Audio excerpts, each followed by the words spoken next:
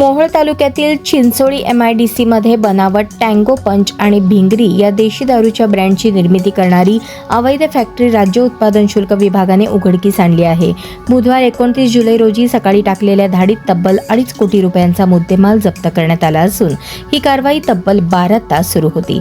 या प्रकरणी 7 जणांविरुद्ध गुन्हा दाखल करण्यात आला आहे. राज्य उत्पादन शुल्क विभागाला मिळालेल्या गोपनीय माहितीनंतर अधीक्षक भाग्यश्री जाधव यांच्या मार्गदर्शनाखाली सौरभ अदाटे, पोलीस निरीक्षक पाटील आणि त्यांच्या पथकाने सकाळी 10 वाजता चिंचोळी MIDCतील एका मोठ्या गोडाऊनवर छापा टाकला.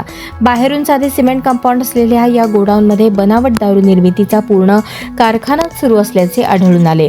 कारवाई दरम्यान अधिकाऱ्यांना 14,000 लिटर स्पिरिट, 470 बॉक्स तयार दारू, हजारो रिकाम्या बाटल्या, पॅकिंग साहित्य, 2 बॉटलिंग मशीन्स आणि दारू वाहतुकीसाठी वापरली जाणारी 7 वाहने आढळून आली. संपूर्ण मुद्देमाल जप्त करण्याची प्रक्रिया रात्री उशिरापर्यंत सुरू होती.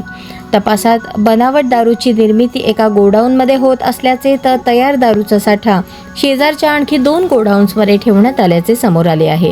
या प्रकरणातील मुख्य सूत्रधार कोण, गोडाऊनचे मालक कोण आणि या रॅकेटचा विस्तार किती मोठा आहे याचा तपास उत्पादन शुल्क विभाग करत आहे. गोडाऊनमध्ये काम करणारे बहुतांश कामगार परराज्यातील, विशेषतः बिहारमधील असल्याची माहिती मिळत आहे.